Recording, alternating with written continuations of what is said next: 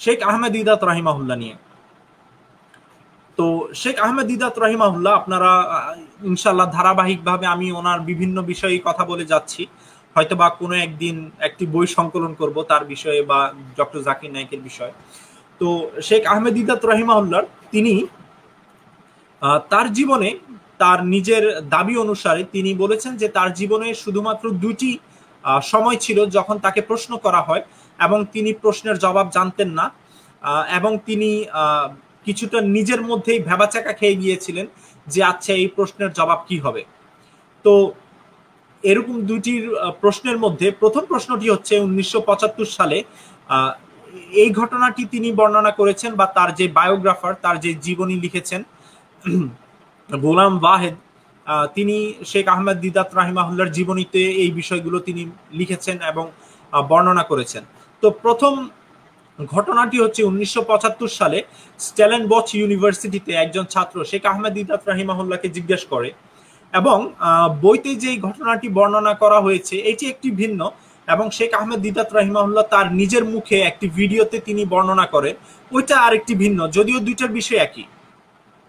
তো বইতে যে বিষয়টি লেখা হয়েছে সেখানে শেখ আহমেদ দিদাতকে প্রশ্ন করা হয়েছে যে what good can come from violence, for example by chopping of the hands for stealing, যে এরকম ভায়োলেন্স বা হিংস্রতা যে মানুষের ইসলামে মানুষের চোরের হাত কেটে ফেলার কি বলে উপদেশ দেওয়া হয়েছে বা বিধান আছে, তো হাত কেটে ফেলা এরকম একটা জঘন্য বর্বর কাজ থেকে কি ভালো কি আশা করতে পারি আমরা, বা ভালো কিছু আসতে পারে? খারাপ কোনো কাজ থেকে, বর্বর কোনো কাজ থেকে কি কোনো ভালো কিছু আসতে পারে? তো এটা ছিল একটা খ্রিস্টান ছেলে বা স্টুডেন্ট যে এই প্রশ্নটি করেছে। তো শেখ আহমেদ দিদাত রাহিমাহুল্লাহ তিনি বললেন যে তিনি বেশ চিন্তিত ছিলেন এবং তিনি বুঝে উঠতে পারছিলেন না যে এটার সঠিক উত্তর তিনি কি দিবেন, এবং তিনি যখন টেবিলে বসা ছিলেন এবং টেবিল থেকে উঠার সময় তিনি বললেন যে আমার টেবিল থেকে দাঁড়াতে বেশ সময় লেগেছে এবং আমার কাছে নিজেকে অনেক ভারী মনে হচ্ছিল, উঠতে পারছিলাম না, কারণ তার জবাবটা জানা ছিল না। কিন্তু যখনই তিনি মাইকের সামনে গেলেন, তো শেখ আহমেদ দিদাত রাহিমাহুল্লাহ তিনি বলছেন যে অ্যাজ ইফ এটা আমার উপর আল্লাহ সুবহানাহু ওয়া তাআলা ইলহাম করছেন। ইলহাম মানে হচ্ছে যে আল্লাহ সুবহানাহু ওয়া তাআলা মানুষের ভিতরে কিছু চিন্তা ভাবনা দিয়ে দেয়, বা তো সেটাকে ইলহাম বলা হয়। তো দিয়ে দিয়েছেন এবং তার মাধ্যমে আমাকে প্রশ্নের জবাবটি জানিয়ে দিয়েছেন। তো আমি যখন প্রশ্নের জবাবটি দিতে উঠলাম, তখন আমি সেই ছেলেকে জিজ্ঞেস করলাম যে আপনি কি খ্রিস্টান? তখন ছেলেটি বলল যে কি জি হ্যাঁ আমি খ্রিস্টান। তখন আহমেদ দিদাত রাহিমাহুল্লাহ তাকে বললেন যে তাহলে তো এটা আপনার থেকে আর ভালো কে জানবে, এই বিষয়ে তো আপনারাই পণ্ডিত, আপনি বেশি জানার কথা। আপনাদের ঈশ্বর যথা যিশু, যাকে আমরা ঈসা আলাইহিস সালাম মনে করি, তাকে খ্রিস্টানরা ঈশ্বর বা ঈশ্বরের পুত্র মনে করে। এবং এখানে আমি বলে নেই, তাহলে হয়তোবা আপনারা প্রশ্নের উত্তরটি বুঝতে আপনাদের জন্য সহজ হবে আর ভালো করে বুঝবেন। সেটা হচ্ছে খ্রিস্টানরা বিশ্বাস করে যে সকল মানুষ, আচ্ছা শুরু থেকে শুরু করি, তারা একটি অরিজিনাল সিনের কনসেপ্টে বিশ্বাস করে।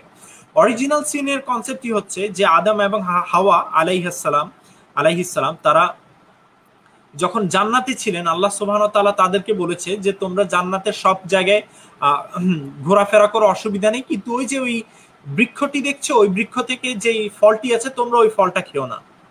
তো শয়তান এসে তাদেরকে ওয়াসওয়াসা দিল যে না খাও, এটা কেন, এটা খেলে তোমাদের জ্ঞান শক্তি সব বেড়ে যাবে, আল্লাহ সুবহানাহু ওয়া তাআলা তোমাদেরকে জ্ঞান ত্যান থেকে বিরত রাখার চেষ্টা করছেন, তোমরা খেয়ে দেখো তোমাদের জ্ঞান বেড়ে যাবে, তোমাদের এই হবে সেই হবে। তো হাওয়া আলাইহিস সালামকে শয়তান এইভাবে ডিসিভ করে, এবং হাওয়া আলাইহিস সালাম, এটা বাইবেল অনুসারে, আমি বাইবেলের কথা বলছি, বাইবেল অনুসারে, বাইবেল হচ্ছে খ্রিস্টানদের ধর্মীয় গ্রন্থ। তো হাওয়া আলাইহিস সালাম আদম আলাইহিস সালামকেও মানে এই বিষয়ে ডিসিভ করেন যে হাওয়া আলাইহিস সালাম আদম আলাইহিস সালামকে বলেন চলো চলো আমরা ওই গাছ থেকে ফল খাই, ওই গাছ থেকে ফল খেলে আমাদের জ্ঞান ত্যান সব বেড়ে যাবে, ঈশ্বর যেটা বলতেছে ওইটা ঠিক না, ইত্যাদি ইত্যাদি। তো তখন তারা যখনই ওই ফলটা খায়, ফলটা খেলে তখনই তারা বুঝতে পারে, তাদের জ্ঞান চলে আসে যে তারা ওইখানে উলঙ্গ আছে এবং অন্যান্য বিষয়গুলো। তো তারা বুঝতে পারে যে তারা একটা পাপ কাজ করে ফেলেছে। তখন ঈশ্বর বাইবেল অনুসারে আদম আলাইহিস সালাম এবং হাওয়া আলাইহিস সালাম তারা দুইজনই কিন্তু কিছু গাছের পিছনে, লতা পাতার পিছনে গিয়ে লুকিয়ে থাকে। তারা যখন জানতে পারলো যে তারা ওইখানে উলঙ্গ অবস্থায় আছে, তো যখন তারা নিজেদের লজ্জাস্থান ঢাকছিল ওই গাছপাতা দিয়ে, তখন ঈশ্বর, যদিও বাইবেলের অ্যাকাউন্টটা বেশ আপত্তিজনক, ঈশ্বর এসে তাদেরকে খুঁজছেন, যে তিনি ঈশ্বর খুঁজে পাচ্ছে না আদম হাওয়া কোথায় লুকিয়ে আছেন। অনেকক্ষণ খোঁজার পরে পেলেন যে আদম তোমরা ওইখানে লুকিয়ে আছো কেন? তখন আদম বলল যে আপনি যে ইয়াটা থেকে আমাদেরকে খেতে মানা করেছেন। ঈশ্বর তাদেরকে জিজ্ঞেস করে, তোমরা কি ওই গাছের বৃক্ষ থেকে ফল খেয়েছো? তখন তারা বলে যে হ্যাঁ আমরা খেয়েছি। তো ওইটা খাওয়ার ফলে আমাদের মানে তারা উলঙ্গ, তাদের জামা কাপড় যে নাই, তারা ওইটা বুঝতে পেরেছে এবং তারা লজ্জাবোধ করছে এবং তারা বুঝতে পেরেছে তারা গুনাহ করেছে। তো ঈশ্বর তাদেরকে জান্নাত থেকে বের করে দেয়, বিতাড়িত করে এবং তাদেরকে কার্স করে, তাদেরকে অভিশপ্ত করে। এবং অভিশাপটা কি? অভিশাপটা হচ্ছে অ্যাকর্ডিং টু দ্য বাইবেল যে আদম আলাইহিস সালামকে, যথা মানুষ জাতিকে, পুরুষ জাতিকে আজীবন কষ্ট করতে হবে, খেতে খামারে কষ্ট করে, মানে মাথার ঘাম পাতালে ফেলে চাকরি করে বা যেটাই হোক, মানে শ্রম দিয়ে তারা জান্নাতে যেভাবে মানে ফ্রিতে সবকিছু যাই চাচ্ছিল তাই পাচ্ছিল, মানে খাবার দাবারের জন্য। কিন্তু জান্নাত এখন যেহেতু তারা এই পাপ করেছে, ঈশ্বর তাদেরকে জান্নাত থেকে বিতাড়িত করেছে, পৃথিবীতে পাঠিয়ে দিয়েছে। এবং পুরুষের শাস্তি হচ্ছে যে তাদেরকে শ্রম করে, কষ্ট করে তাদের রুজি রোজগার বা তাদের যে খাবার দাবার আছে এটা উপার্জন করতে হবে। আর মহিলার শাস্তি হচ্ছে যে তাদেরকে 9 মাস বা 10 মাস কষ্ট করে, লেবার পেইন মানে গর্ভ ধারণ করে, ওই কষ্টটা তাদের একটা বোঝা। অ্যাকর্ডিং টু দ্য বাইবেল এটা একটা পাপ, তো বা এটা একটা যে কার্স, যে ওদেরকে ওই যে একটা 9 মাসের যে একটা ফেজ আছে, এই ফেজ দিয়ে যেতে হবে এবং মানুষ জন্ম দিতে হবে, এই কষ্টগুলো তাদেরকে ভোগ করতে হবে। তো অ্যাকর্ডিং টু দ্য বাইবেল, যেহেতু আদম এবং ইভ এই গুনাহ করেছেন, তাদের মাধ্যমে গুনাহ জগতের মধ্যে প্রবেশ করেছে এবং আদম এবং ইভ বা হাওয়া যেহেতু পাপী, তাদের যত ছেলে সন্তান আছে সবাই পাপী এবং সবাই পাপী। তো এখন এই পাপকে নিউট্রালাইজ করার জন্য, পাপকে শেষ করার জন্য ঈশ্বর তার ছেলে, যিনি হচ্ছেন কি বলে এটাকে, আচ্ছা, ঈশ্বর তার পুত্র, যিনি হচ্ছেন যে পাপী না, যিনি হচ্ছেন সিনলেস, তাদের অনুযায়ী সে হচ্ছে যিশু খ্রিস্ট, যাকে আমরা ঈসা আলাইহিস সালাম বলি। তো তাকে তারা ঈশ্বরের ছেলে মনে করে। তাদের আরেকটা কনসেপ্ট হচ্ছে ট্রিনিটি বা ত্রিত্ব, যেখানে একটা আজগবি একটা কনসেপ্ট যে যিশু হচ্ছে ঈশ্বরের ছেলে, আবার যিশুই ঈশ্বর, আবার ঈশ্বরই যিশুর পিতা, আবার ওই পিতারই হচ্ছে ছেলে যিশু। মানে একেবারেই একটা হজবরল অবস্থা। মানে কোনোদিন যদি ট্রিনিটি নিয়ে আলোচনা করা হয় তাহলে আপনারা বুঝতে পারবেন যে কত কনফিউজিং একটা কনসেপ্ট এই ট্রিনিটির, যে 1 in 3, 3 in 1 ওদের কনসেপ্টটা। তো যাই হোক, তত ডিটেলসে যাচ্ছি না। তারা পৃথিবীতে ঈসা আলাইহিস সালাম বা ঈশ্বর তার পুত্র, যিনি হচ্ছে নিষ্পাপ, যেমন এটা মনে হয় জন 3:16 বলা আছে মনে হয়, যে for God so love the world that he sent his only, আগের ভার্সনগুলোতে বিগটেন ছিল, এখনগুলোতে অনলি সান বা unique son. For God so love the world that he sent his only begotten son. এই ভার্সটা আমার এখন তো এটাও মনে আসছে না, just a minute. God so loved the world.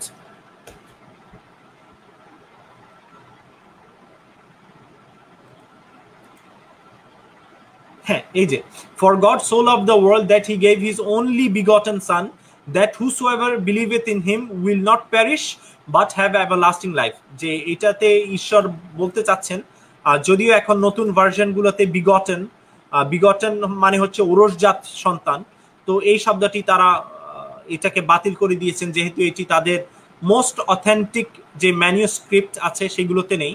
তো এখানে ঈশ্বর বলতে চাচ্ছে, বা তারা বলতে চাচ্ছেন যে ঈশ্বর মানব জাতিকে এতই ভালোবাসেন যে তিনি তার একমাত্র সন্তান, যিনি নিষ্পাপ, তাকে পৃথিবীতে পাঠালেন, এবং যারাই তাকে তার মধ্যে বিশ্বাস স্থাপন করবে তারা মৃত্যুবরণ করবে না। এটা অবশ্যই একটা স্পিরিচুয়াল মৃত্যুর কথা বলা হচ্ছে। তারা মৃত্যুবরণ করবে না, বরং তারা এভারলাস্টিং লাইফ, মানে তারা জান্নাতে প্রবেশ করবে বা জান্নাত লাভ করবে, এটাই। তো এই যেহেতু মানব জাতি পাপের মধ্যে আছে এবং এই পাপটাকে শেষ করার জন্য একটা নিষ্পাপ ব্যক্তি লাগবে। যেমন আমরা যেরকম কোরবানি দান করি, যে কোনো গুনাহ করলে বা কিছু করলে আল্লাহ সুবহানাহু ওয়া তাআলার কাছে যেরকম একটা বলিদান দান করি গুনাহটাকে যে নিউট্রালাইজ করার জন্য, তাদের কনসেপ্ট হচ্ছে যে এই গুনাহটাকে মাফ করার জন্য ঈশ্বরের পুত্রকে বলিদান দিতে হবে এবং তাকে ক্রুশবিদ্ধ করা হয় এবং তাকে নির্মমভাবে হত্যা করা হয়, মানে ক্রুশবিদ্ধের মাধ্যমে। মানে বর্বর, তারা যেটাকে বর্বর বলছে, অ্যাকচুয়ালি বর্বর ভাবে যীশু খ্রিস্টকে আচ্ছা, তো বর্বর ভাবে তাকে হত্যা করা হয়, সেটা হচ্ছে ক্রুশবিদ্ধ করার মাধ্যমে তাকে হত্যা করা হয়। তো এবং এই হত্যার মাধ্যমে খ্রিস্টানরা বিশ্বাস করে যে যিশু বা ঈসা আলাইহিস সালাম তাদের যে পাপ তাপ ছিল সবগুলোর কি বলে পেমেন্ট করে ফেলেছেন, মানে এর মাধ্যমে সবার গুনাহ খাতা মাফ হয়ে গিয়েছে। যিশু তার প্রাণ দিয়ে বলিদান দিয়েছেন এবং যত মানুষই পাপী ছিল তারা যদি তার মধ্যে বিশ্বাস করে যে হ্যাঁ যিশু আমাদের পাপের জন্য তিনি ক্রুশবিদ্ধ হয়েছেন, তিনি নিজেকে উৎসর্গ করে দিয়েছেন, তাহলে আপনাদের সকল গুনাহ খাতা মাফ হয়ে যাবে। এটা হচ্ছে ইনশর্ট, যদিও আমি অনেক লম্বা করে ফেলেছি, ইনশর্ট খ্রিস্টানদের বিলিভ যে নাজাত পাওয়ার একটাই মাত্র পথ, সেটা হচ্ছে আপনাকে বিশ্বাস করতে হবে যে ঈশ্বরের পুত্র যিশু যে একজন নিষ্পাপ ব্যক্তি, সে আপনার জন্য নিজের প্রাণ বলিদান দিয়েছে আপনার বিনিময়ে।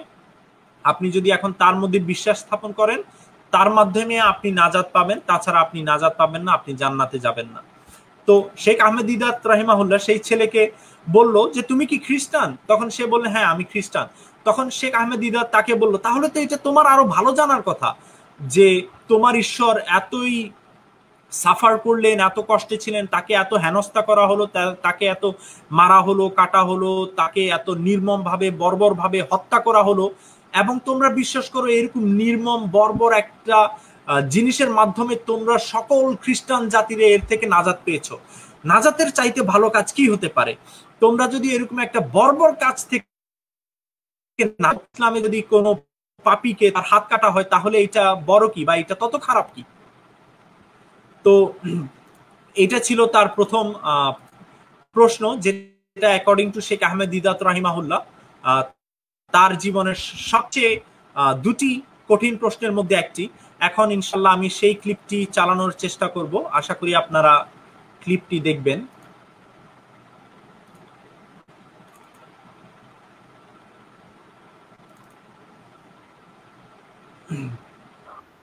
The original sin. That sin is an acquisition.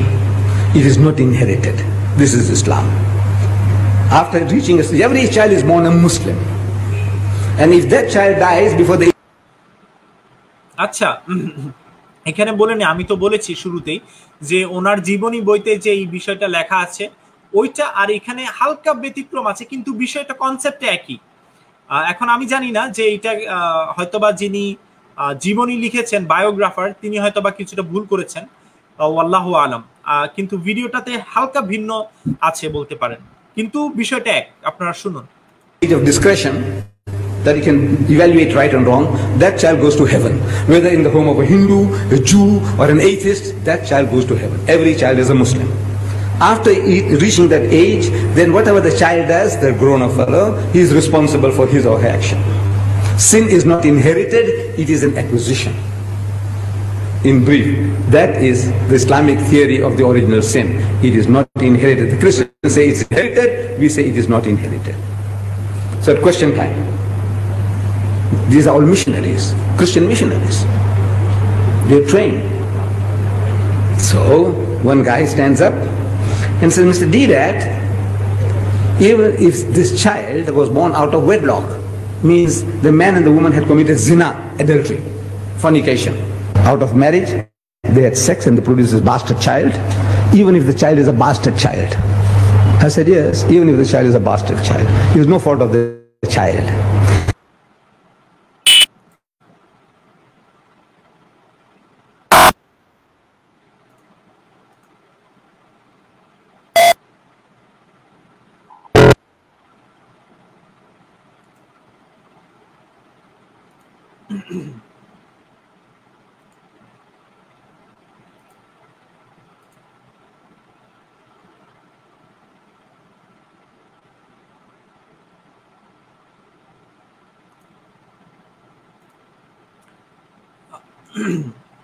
আচ্ছা, ভিডিওটা কি লোড হতে সমস্যা হচ্ছে একজন ভাই বলেছেন, আমি দেখি, আবার দেখি ইনশাআল্লাহ।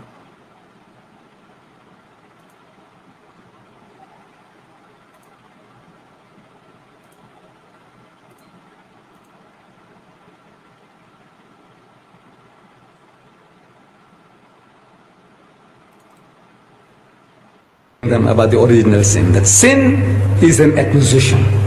It is not inherited. This is Islam. After reaching a stage, every child is born a Muslim. And if that child dies before the age of discretion, that he can evaluate right and wrong, that child goes to heaven. Whether in the home of a Hindu, a Jew, or an atheist, that child goes to heaven. Every child is a Muslim. After reaching that age, then whatever the child does, the grown-up fellow, he is responsible for his or her action. Sin is not inherited, it is an acquisition. In brief, that is the Islamic theory of the original sin. It is not inherited. The Christians say it's inherited, we say it is not inherited. So question time. These are all missionaries, Christian missionaries. They're trained. So one guy stands up and says, Mr. Deedat, even if this child was born out of wedlock, means the man and the woman had committed zina, adultery, fornication. Out of marriage, they had sex and they produced this bastard child. Even if the child is a bastard child. I said, yes, even if the child is a bastard child. It is no fault of the child. If there is a law, you punish the man and the woman for committing adultery. But the child is innocent. You can't strangle the child because the child is born bastard, can you? No, it's no fault of the child. I said, the child is innocent. That's the answer. So the guy stands up again and says, Mr. Deedat, how can anything good come out of evil? Adultery is evil. Out of that, how can a clean, pure child come out? And my system was, question time, the man asks the question, I'm sitting down and I stand up and I answer the question and I sit down again. Another guy stands up, asks the question, I stand up to answer. And it took me a little longer to stand up. How can anything good come out of evil?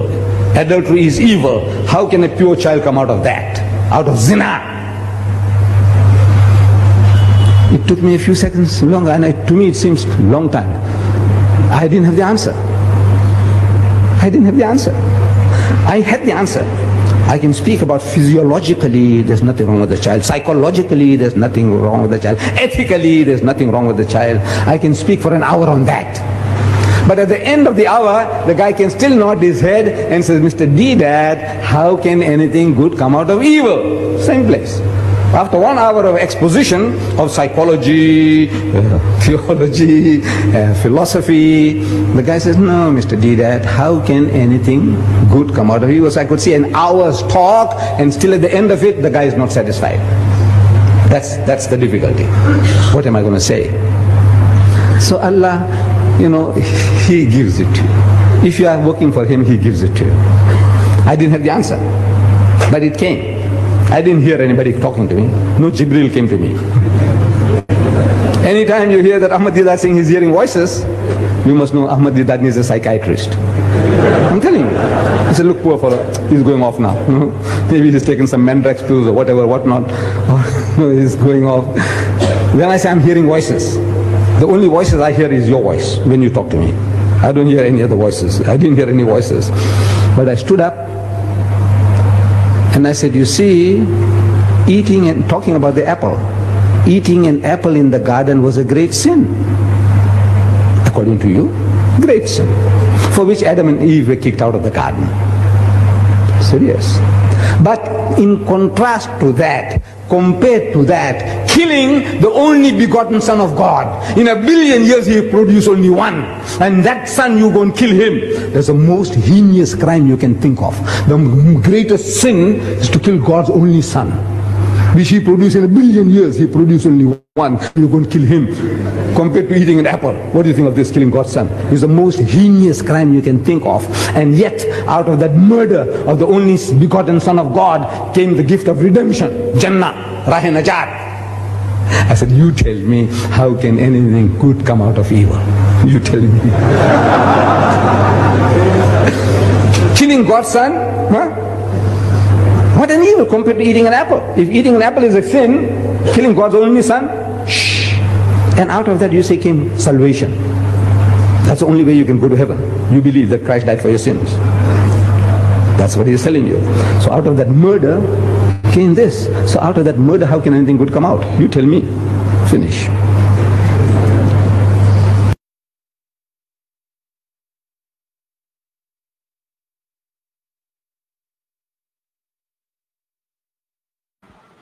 তো আলহামদুলিল্লাহ, আপনারা দেখলেন যে যদিও গল্পের initially শুরুতে কিছুটা ভিন্নতা রয়েছে, এন্ডিংটা একই।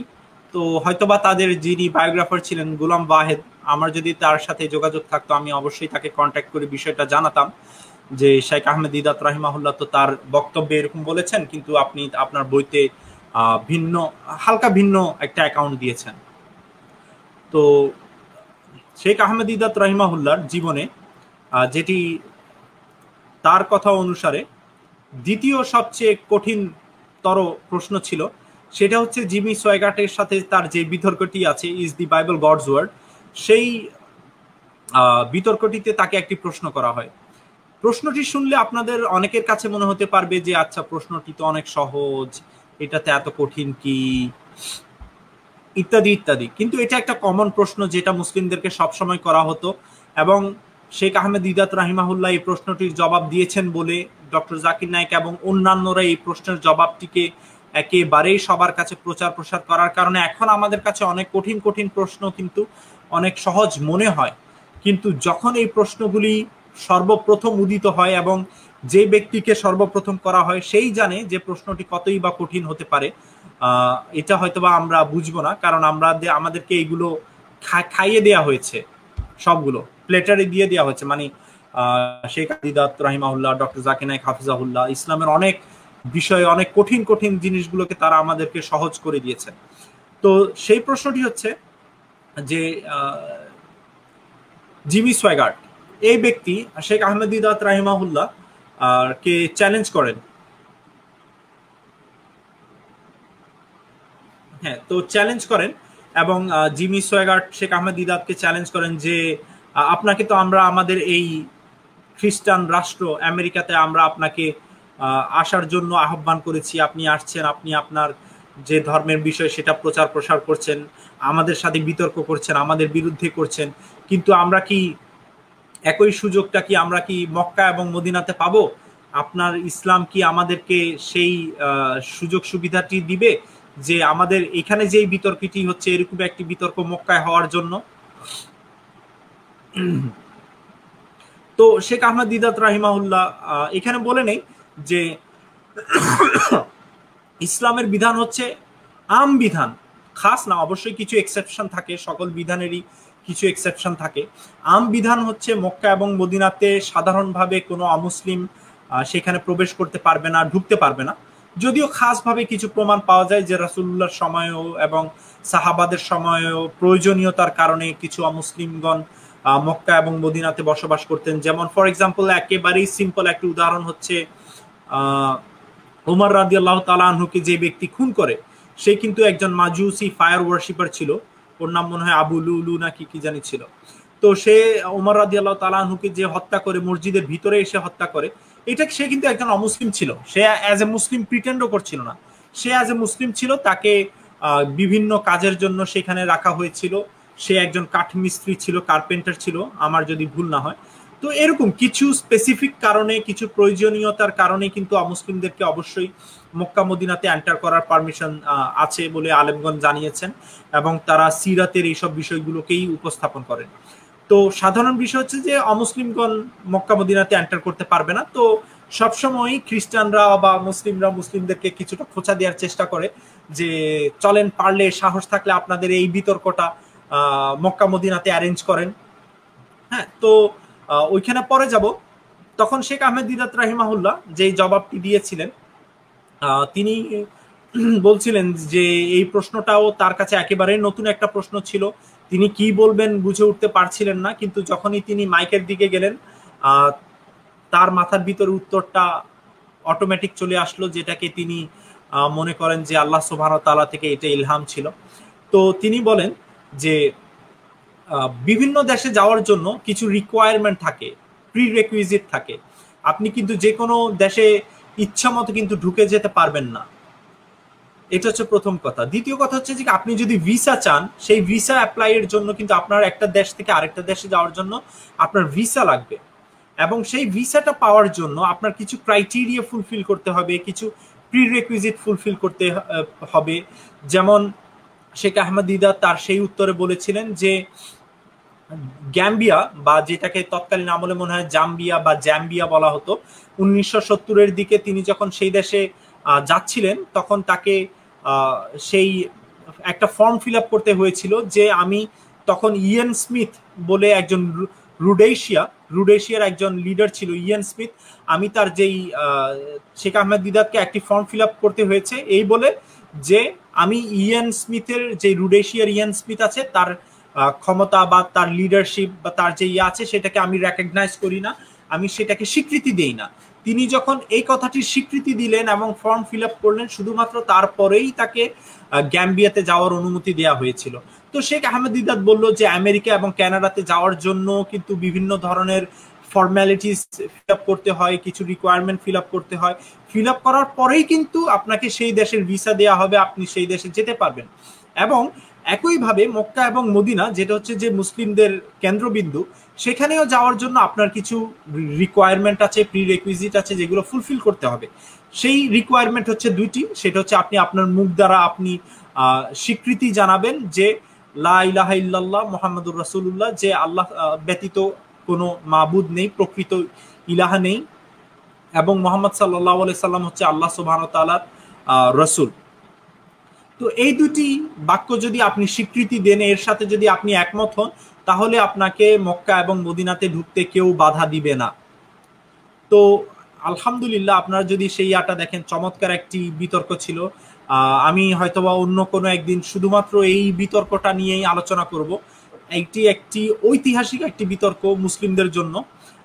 তো এই উত্তরটি যখন তিনি দিলেন, যে সবাই আলহামদুলিল্লাহ ক্ল্যাপ করছিল এবং চমৎকারই ছিল। তো ইনশাল্লাহ এখন আমরা সেই ভিডিওটি দেখব।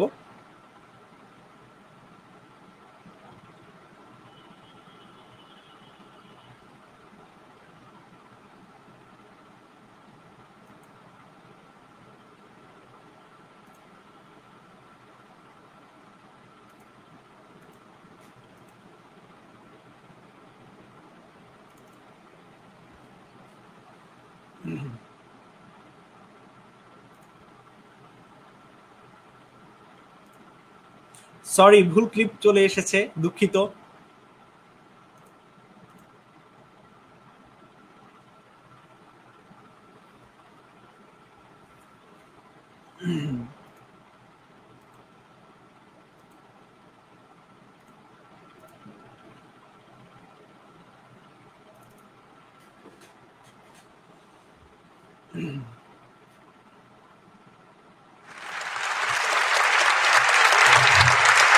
Mr. Didat, we have invited you to our Christian nation to debate the topic, is the Bible the Word of God?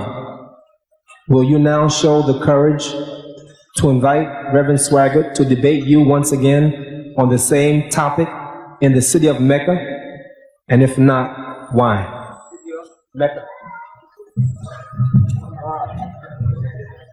You see, if the questioner had asked, are you prepared to debate Brother Swaggart in the United States in the different cities? I said, I'm prepared now to offer $10,000 for each meeting in places like the Madison Square Garden in New York, venues of that kind, $10,000 per meeting, 4 meetings in the United States, $40,000. But the questioner is asking whether I would be prepared to invite him to Mecca. Now, I don't rule Mecca, number one. Number two, if you want to get into Mecca, you need a visa. When I had to come to the United States, your government forced me to get a visa. And I went through the process of acquiring that visa, and I'm here. You see, I wanted to go to the old Zambia. You know, when Zambia became independent, I wanted to go to Zambia. At that time, Smith was ruling this southern Rhodesia. So they gave me visa forms, and I had to sign at the back that I do not recognize the illegitimate Smith regime before they'll give me a visa. I wanted to go, so I had to sign the document that I do not recognize the illegitimate Smith regime in southern Rhodesia. Similarly, if I have to come to the United States, I fulfill your terms and conditions. Whatever you tell me, if I'm prepared to go through with it, I get the visa. Without that, no visa in Canada, no visa here, no visa for people in South Africa. You have to fulfill the conditions. Now, there is a condition attached to you visiting Mecca. And that condition is that you declare with your lips, La ilaha illallah Muhammadur Rasulullah.